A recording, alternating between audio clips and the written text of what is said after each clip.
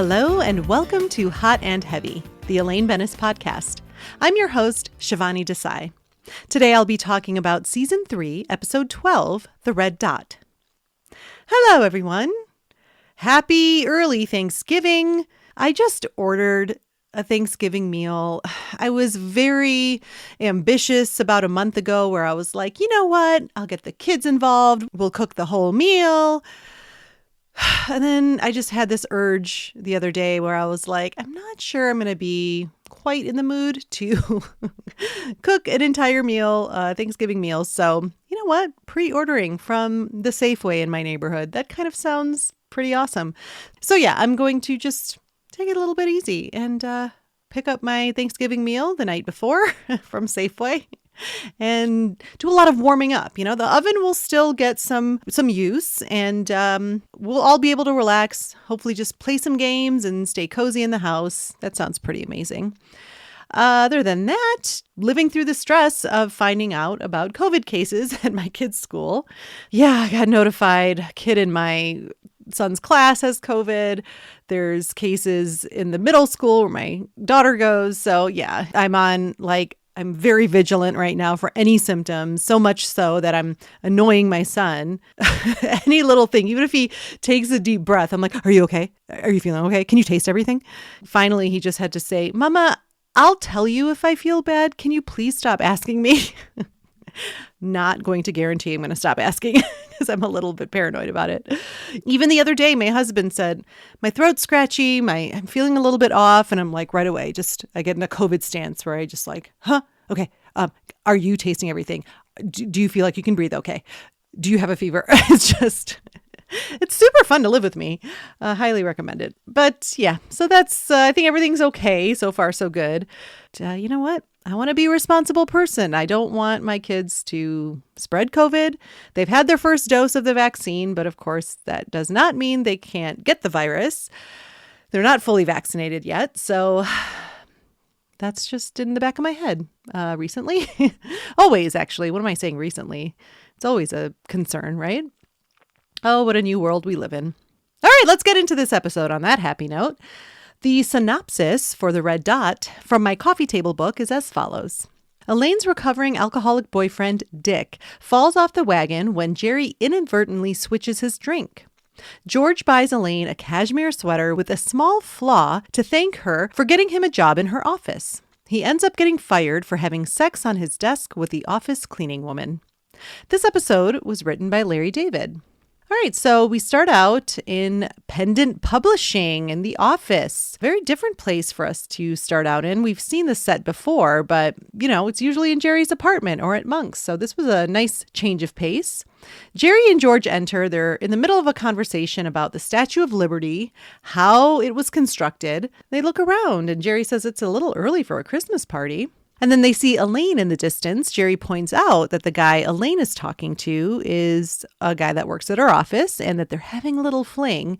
Tells George, don't tell anybody. George is like, what? Who am I going to tell? My mother? Jerry also mentions that he's a recovering alcoholic and he's been off the wagon for 2 years. Off the wagon? I think it's off the wagon. I think it's on the wagon. George seems very pleased that he knew something that Jerry didn't. Elaine notices them and comes over. Well, Jerry found her watch. She is so excited. Where was it? Under the sofa cushion. And you came all the way here just to give it to me? It's your Christmas present. That's a cute moment. George says, well, it's your lucky day. Elaine says to George, no, it's your lucky day. You want to work here? There's a job opening for a reader. And then Dick comes over. Elaine introduces Dick to Jerry and George. And Dick, right off the bat, doesn't seem very thrilled to meet Jerry. He says, is this the guy? The guy, Jerry says. Elaine's kind of like, Dick? So George wants to talk about this job some more. He said, what do you mean you can just have it? And she says, well, I'm in charge of it. You just have to meet my boss. Come on. She gives her drink to Jerry and asks him to hold it. What is this, cranberry juice? And vodka, she says. So George and Elaine go off, and Dick and Jerry are forced to swing dicks around, really. There's no other way to put it. So, you're Jerry. So, I'm Jerry. Then we cut to this conversation between George and Mr. Lippman. So Mr. Lipman is played by Richard Fancy. We had seen Mr. Lipman before in the library episode, but he was played by a different actor. And I mentioned in that episode how once they saw that seeing Elaine in her work environment was really interesting, they needed to cast someone as more of a regular role. So Richard Fancy got that role.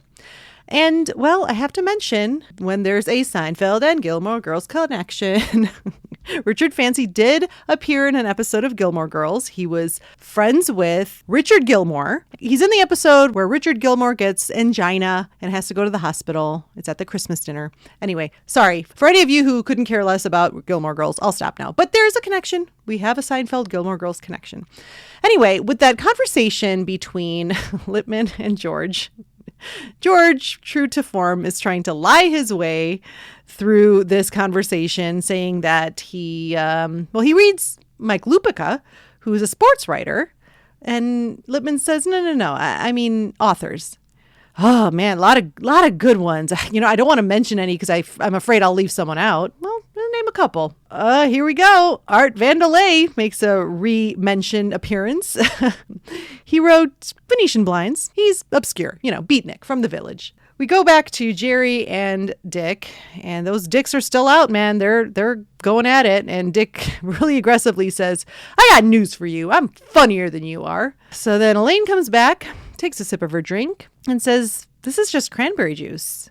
Jerry realizes, I think Dick picked up yours. Dick? I told you to hold mine. Well, I didn't know you meant hold it. I thought you meant hold it. And one drink like that, he could fall right off the wagon. Well, George is vindicated. It is off the wagon if he starts drinking. The purpose of this scene, it's our setup scene with introducing Elaine's plot of dating Dick and George getting a job at Pendant Publishing.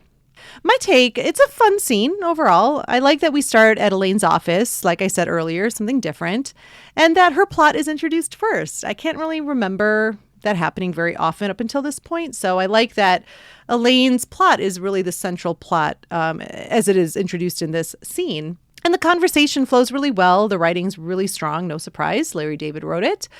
Just feeling so natural, everything from the Statue of Liberty and then like the on the wagon, off the wagon discussion, very Seinfeldian, which is to take mundane conversations and present it with humor. Dick, played by David Naughton, this is the really aggressive meeting with Jerry. And I think that was a really fun interaction.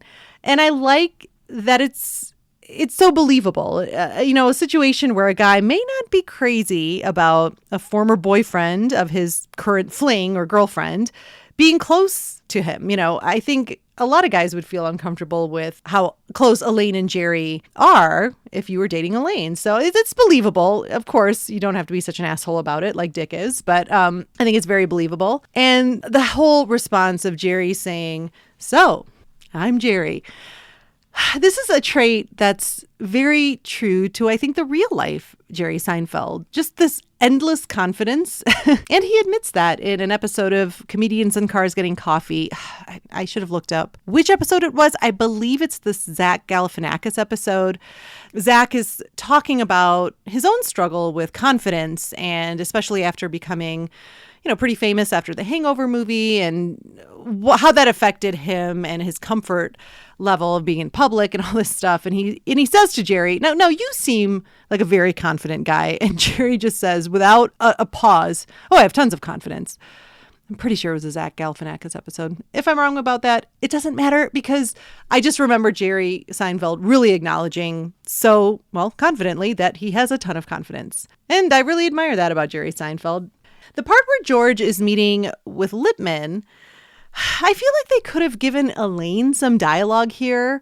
It's sort of similar to the last episode with the alternate side where Elaine is with Jerry during the rental car back and forth and that argument. And Lee pointed it out. One of our contributors, Lee, said how he thought it was really awkward that Elaine, after she and Jerry had their own conversation, she's just kind of left there nodding and listening. This is sort of the same thing where Elaine is just nodding and reacting to George and Lipman talking to each other.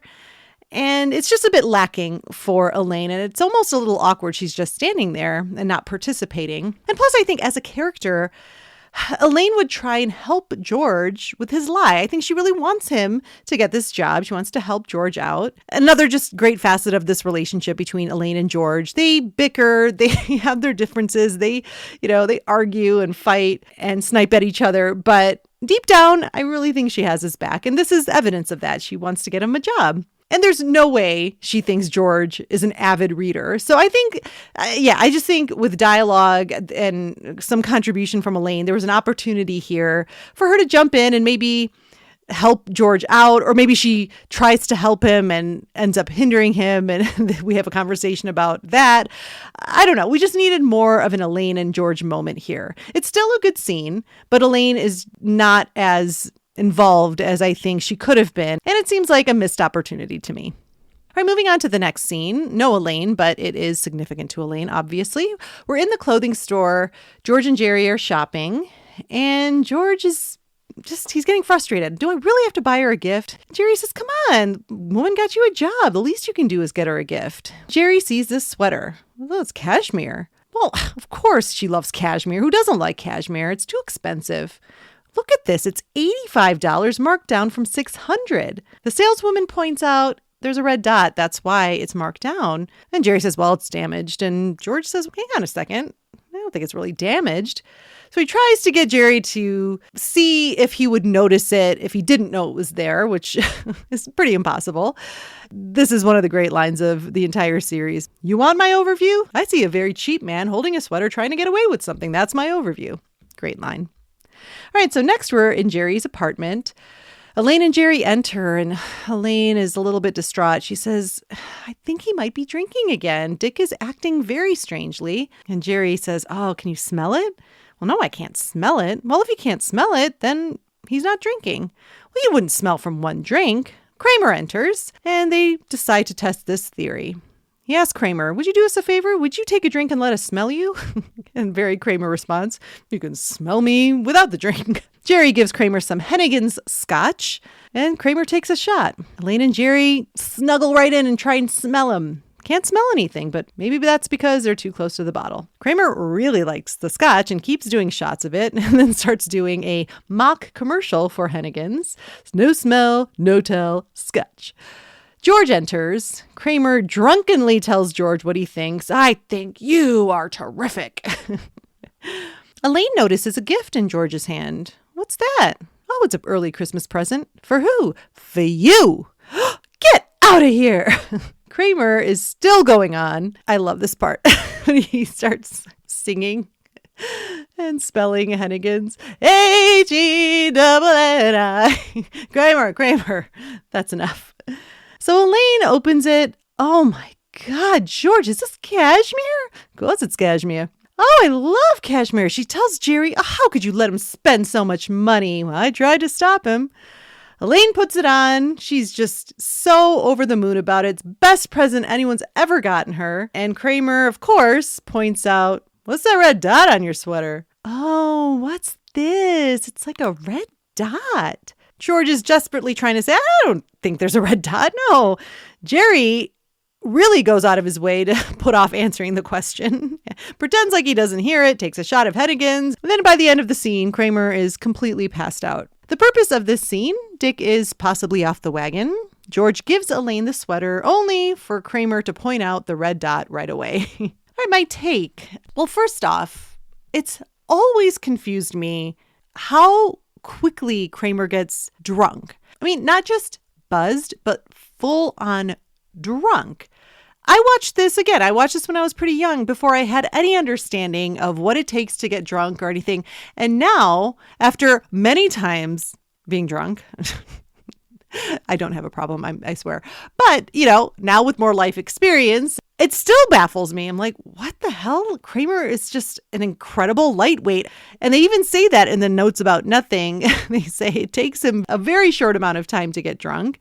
I mean, by the time George comes upstairs, he's like wasted enough to do that little arm around the shoulder and, let me tell you what I think. It just seems a little bit too quick and not very believable to me. But that being said, Kramer doesn't really have a storyline in this episode. And in fact, this is his only scene.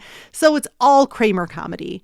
And it's done really well. Michael Richards really plays this very well. And I like his performance. And I love that he's the one that points out the red dot. He would have done that regardless of the Hennigans. We know Kramer. It's not like him to keep anything to himself. Of course, I think it's even more believable with a little bit of alcohol in him that he's the one to reveal to Elaine that there's a red dot on her sweater.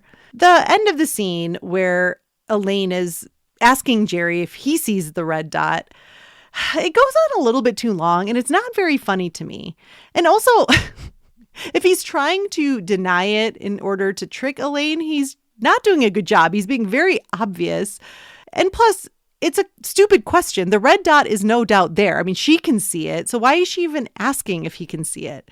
I don't know. For such a strong writer, it seems like Larry David was a bit clumsy here. I just don't think it's believable that she would ask someone else if they can see a red dot when it's like Kramer saw it from at least 12 feet away and she's seeing it. So why are you even asking if Jerry can see it? Just something that bugged me.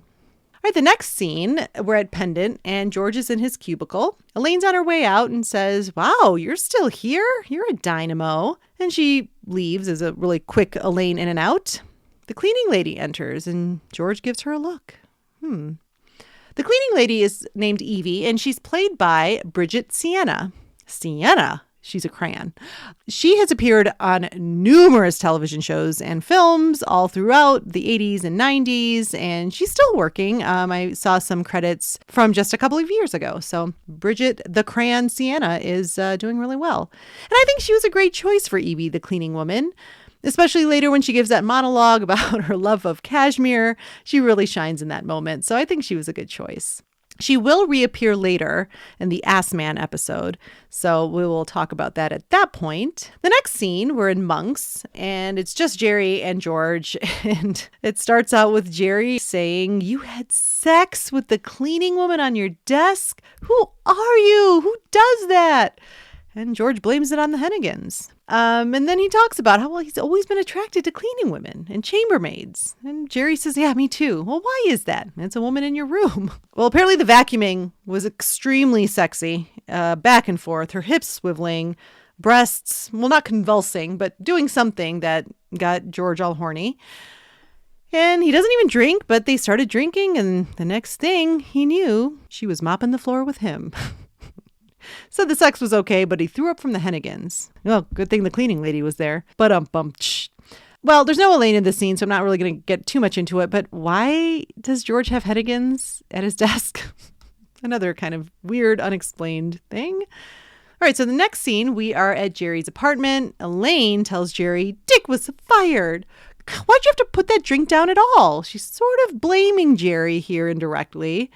And Jerry senses that. "Well, what are you saying?" "Not saying anything." "Well, you're not saying nothing. What could I be saying? If I would have said something, I would have said it." They have this little back and forth, which exhausts Elaine. She says it. "It's exhausting being with you."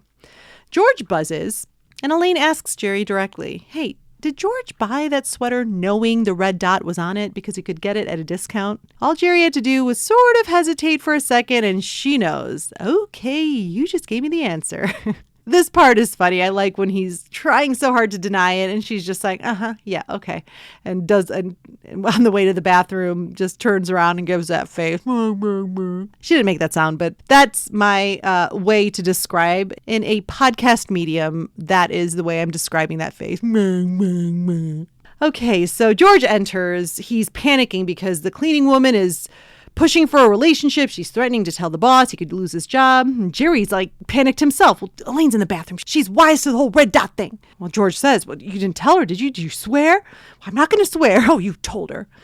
And Elaine comes out and asks George directly. And he's appalled. "I spent all my savings at Christmas, and this is the way I'm treated at Christmas. You think I would have done that?" "Well, Jerry told me that you did." "You told her?" "I didn't, you stupid idiot. She tricked you." And George has to tell a sob story. He had a fever that day. He was seeing red dots everywhere. And what can Jerry do but fake cry in the background? And the purpose of this scene, well, the plot thickens with Dick. You guys, I'm 12 years old. What can I say? Well, he's gotten fired. George is worried about this cleaning woman and her threats and wanting to have a relationship. Elaine tricks George into admitting his cheapness with the sweater. My take on this scene, I mean, it's fine. That fun back and forth with Jerry and Elaine is really good up top. I like seeing them bicker, especially when Jerry's on the defensive. The only real comedy for JLD is doing that little face to Jerry while she's walking to the bathroom. If you forgot, it's the meh face. And I love her reaction when George falls for her trick when he says, "You told her!" That smile is great. And plus Jerry calling him a stupid idiot. I don't know why. It's always been one of my favorites. "You stupid idiot! She tricked you!" There's something about stupid idiot. The combination of those two insults, really effective. I remember my brother and I would say that to each other. And that was when my dad would be like really upset with us. Like, don't say that. Don't call your brother that. Don't call your sister that. But yeah, stupid idiot. Pretty powerful. The next scene, really quickly, George gives the cleaning woman the sweater. And she has this whole dramatic monologue that I mentioned earlier about loving cashmere and when she was a little girl in Panama. Really well done. Well, what else is she going to do except try it on? And George is like, "No, don't try it on now. Try it on later." And then right away, of course, "What's this?" All right, next, I'll just mention really quick. I usually skip the stand-up portions, but it's significant here because during the stand-up break, we see that Dick is drunk at Jerry's show and starts heckling him. And so, yeah, that is furthering the Dick plot. He's pretty much out of control now with alcohol. The next scene is, it is a classic Seinfeld scene. George getting fired in Mr. Lippman's office. He says, "I'm going to get right to the point. It's come to my attention that you had sexual intercourse with the cleaning woman on the desk in your office. Was that wrong?" So Lippman fires George, and he wants him out by the end of the day. "Oh, and she wanted me to give you this." He throws the sweater on George's head as he's leaving. Again, no Elaine in this scene, but it is one of my favorite scenes of the entire series. So then we move on to the last scene where George is cleaning out his desk. Elaine comes over in disbelief. "You had sex with the cleaning woman on your desk." And he's kind of annoyed. He's well, like, "You've never done that?" "Well, no, I've made out with someone, but that's about it." "All right, so you made out." Making out isn't sex. Kissing is sex. Kissing is not sex. Then we hear Jerry trying to find George's desk, and Elaine tries her tactic once again, figures it worked once. Asks George, "Hey, did Jerry put that drink next to Dick's on purpose?" And George says right away, "No." So Jerry has arrived. He's taken the kid out to dinner, cheer him up a bit. And his opinion about when sex occurs is when the nipple makes its first appearance. Elaine's not convinced by George's response, so she just is going for it. "So, George told me you left the drink next to Dick's on purpose." Nice try. Then we hear this crashing sound. Uh-oh. That's Dick! Dick? It's Cape Fear. They all hide under the desk. Dick comes over, and George offers the cashmere sweater as sort of a flag of surrender, the white flag of surrender. Dick grabs it and says, "Is this cashmere?" Of course it's cashmere. Then, of course, he sees the damn red dot. The purpose of this scene, it's a resolution scene in regards to George. He got fired from the office because of having sex, and Dick is completely off the rails with his alcoholism. My take, the whole when sex has taken place discussion, it's so confusing to me. I don't know. I guess I'm just more literal or I guess technical. Sex is sex, I think. Like Lippman says, sexual intercourse. So I don't understand this whole debate. Like, is it when kissing happens or making out or whipping out a nipple? I don't know. For me, it's just literally having sex. P in the V. I'm sorry. I hesitated and I just shouldn't have said it, but I said it. P in the V. That's when I think sex has occurred. Oh, yikes. Okay. I do like that Elaine tries to pull the same trick on Jerry. The fact that she crashes and burns with it is funny. I love the nice try. And the end is silly and cheesy, but I don't know. Whatever. I forgive it. That damn red dot. George cannot get away from how cheap he is because that's the only reason he got that sweater. Okay, once again, so I'll mention the very, very end with the stand-up bit. They show that Dick is okay. He's fine at the end. He's drinking coffee at the club. And this ending occurred at the request of Glenn Padnick, who was a producer on the show, because he thought it would be too dark for their title character to be responsible for this downfall of this character, Dick. So Larry David, which it was rare, I think, for Jerry and Larry to make concessions like this, but Larry David even says in the inside look, it didn't bother me very much. I just said, fine, we'll include it at the end. All right, so I'm going to take a quick break and I'll see you on the other side. He's taken you deep into the high-stakes world of importing and exporting, the complicated webs woven by latex manufacturing, the all-out bidding wars of New York City real estate between Varnson and Pennypacker. And now, from renowned author Art Vandelay, comes a new novel, one that will keep you on the edge of your window frame. Venetian Blinds. The beatnik wordsmith dazzles with the story of Wim Tautley, a small-town dentist who inadvertently gets sucked into the dark underbelly of window treatments. What he thought was a standard cleaning with x-rays turns out to be anything but standard, especially for a dentist. The New Yorker states, once again, Vandelay takes us on a non-stop thrill ride of a seemingly uninteresting topic. Vandelay does with horizontal blinds what Herman Melville did with big-ass whales, praises the Boston Globe. Not only will you get rid of your Venetian blinds if you have them, you will also question all of your preconceived notions about El DeBarge, raves the Detroit Free Press. Venetian Blinds is unpredictable, unapologetic, and unpublished.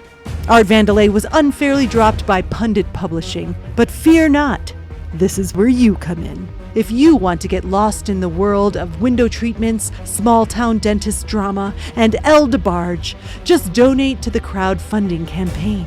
You can find it at vandelayindustries.charity. If you donate at least $91, you will receive the entire Art Vandelay collection signed by the author and El DeBarge. Venetian Blinds. Pull that cord for the right angle to strangle.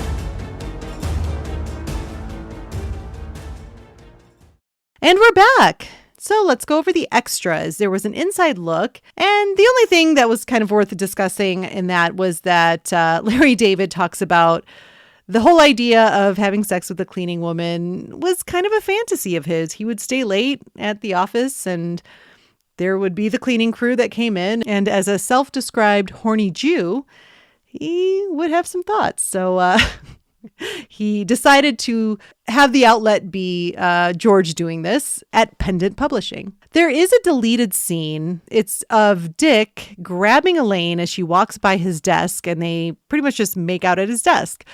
And that was actually meant to be the opening scene of the episode. But they scrapped that. It's not funny at all. It's actually a little uncomfortable. He grabs her and she's resisting.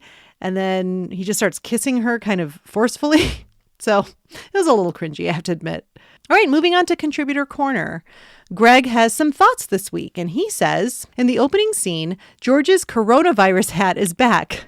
Who wears that into an office party, honestly?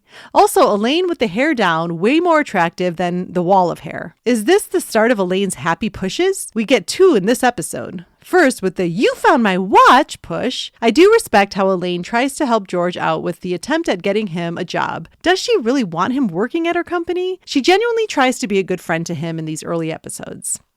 Forgive me, I don't know what you mean by the coronavirus hat.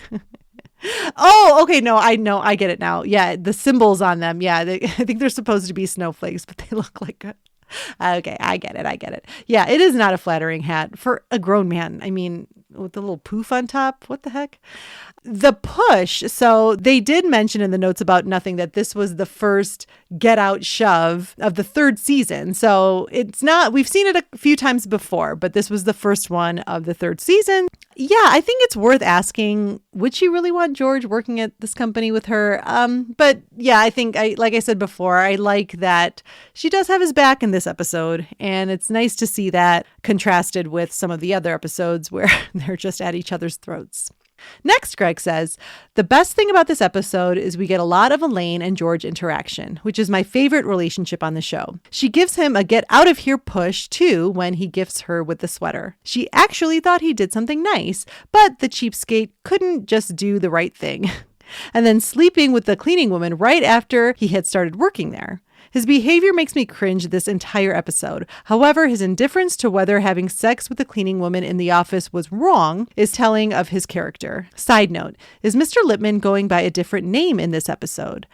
Well, first with that, I don't think so. I think it's just Mr. Lippman.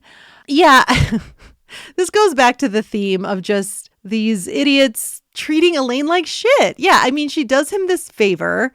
He can't help but get her a sweater that has a flaw or is damaged, technically. And then, yeah, it just completely makes a terrible decision and has sex with the cleaning woman and loses the job that she goes out of her way to get him. So, yeah, this is just along the same lines of just how poorly they treat Elaine. Sometimes it's Jerry, sometimes it's George. And I also had the thought, why that sweater? I mean, I don't get it. Like, why was it only that sweater or nothing else?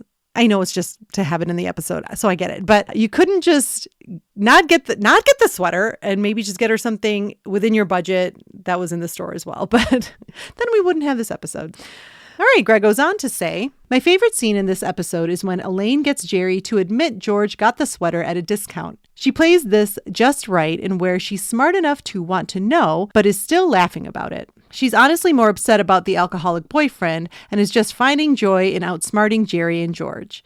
Jerry doesn't often get the laughs, but his fake crying as George is backpedaling with Elaine gets a laugh out of me every time. Yeah, I don't think she's that upset about the sweater, honestly. Yeah, it's just, I think you put it correctly and perfectly that she's so delighted to outsmart these two. And they deserve it because, like I just said, they fuck her over a lot. So I don't mind that she's getting such pleasure in this. Yeah, the fake crying is funny, although it's so fun. I noticed that Jerry is using a handkerchief, and I think he's done many bits about how disgusting handkerchiefs are, but that's just a totally random side note. And finally, Greg says, I do like the end of Dick being almost a scary threat as he drunkenly enters the office, cornering the three. But what I like more is that in the stand-up bit at the end, they show he is back on the wagon. Or is it off?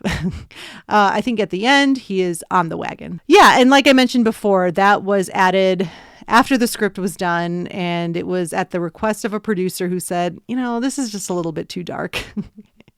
And, well, let's not forget, this is the same show that will kill off George's fiance, and all of them will have very little to no reaction to it. Repressed jubilation, I believe it is. Thank you so much, Greg, for your comments. And if you would like to become a contributor to Hot and Heavy, please email me at elainepodcast@gmail.com. That's elainepodcast@gmail.com. And you could have your thoughts read on the podcast, or we could listen to you. You can send in an audio clip as well about a future episode. My favorite Elaine moment, it's just that moment, like I talked about, her smile, that satisfaction of getting George to admit he got the sweater, knowing the red dot was on it. I really like that moment. All of it. I love her reaction, but I also love just the way Jason Alexander whips around to Jerry and says, you told her? What kind of friend are you? All right, my final notes. This is a pretty mediocre episode overall. Jerry and Kramer don't even really have their own storylines here, especially Kramer. He really has nothing. I suppose Jerry's is that he caused Dick to fall off the wagon, but it doesn't get a lot of real estate in the episode. There's not too much dedicated to that. The best scene is a non-Elaine scene, unfortunately for me, the one with Lippman and George. And Jason Alexander says on the Inside Look that George's response to Lippman is as quintessential a George you can get. I mean, you can see him going through a catalog of responses and then lands on, was that wrong?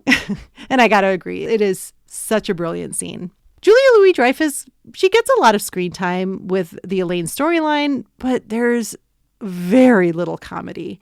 So it's just not a very satisfying episode for an Elaine fan like myself. And she delivers on the performance, of course, but the material is just, it's mostly transactional with like little to no comedy. And while there's not a lot of comedy, we still get to see this sexual freedom that I talked about in the last episode. Last episode, she was dating her 66-year-old boyfriend. And now she's having a secret fling as a coworker. And I love it. This is a great portrayal of the independent woman in New York City. And I love that it's Elaine Benes. And I think that's all I can say about the red dot. Thank you so much for listening. And I will see you next time.